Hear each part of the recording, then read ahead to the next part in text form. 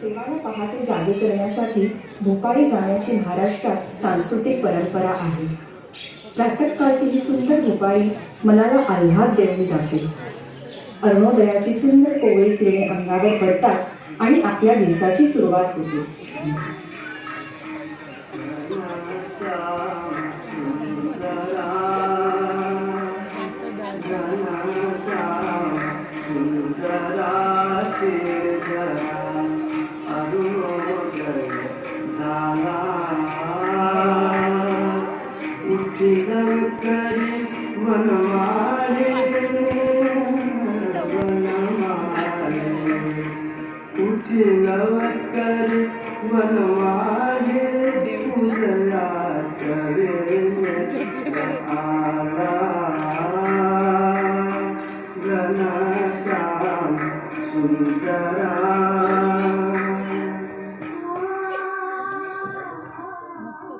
पहाटेच्या सुंदर वातावरणात आपल्याला उठवायला भक्तिरसाची गाणी गात येतो तो वासुदेव.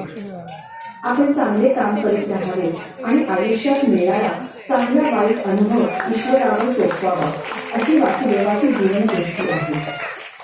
मानवी जीवनाला आवश्यक उत्तम प्रकारच्या सद्विवेक बुद्धीची महती सांगत दान पावलं म्हणत येत आहे वासुदेवाची स्वारी.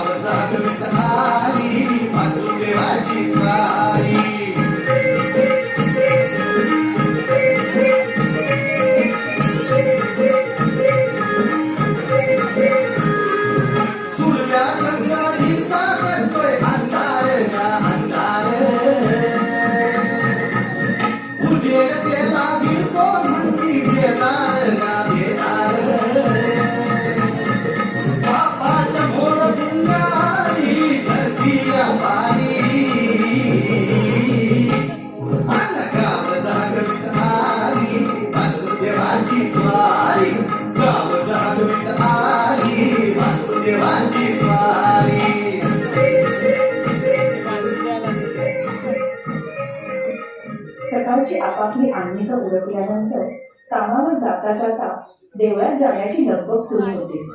मंदिरातील घंटाना, उदबत्ती धुपाचा सुवास, मंत्रोच्चार याने सगळा आसमंत भक्तिमय होऊन जातो. 14 विद्या आणि 64 कलांचा अधिपती गणपती यांच्या स्तुती सुमनाने हे सगळेच सुरमय होऊन जाते.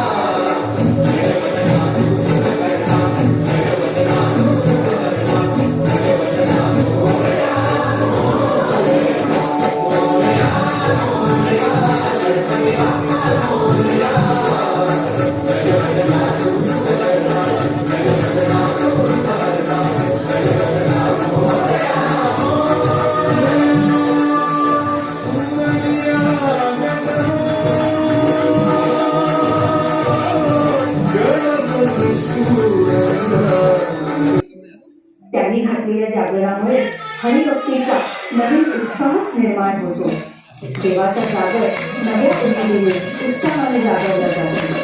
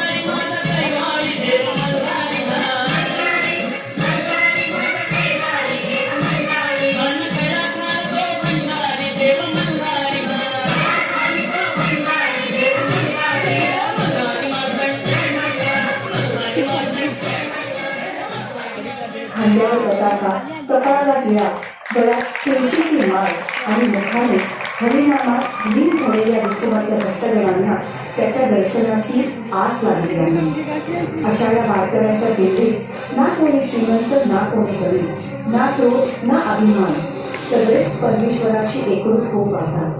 प्रत्येकात त्यांना विठोबाचे दर्शन घडते. चला तर मग आपण पण दिंडीबरोबर पंढरपूर गाठून या भक्ती असा एकरूप होऊया.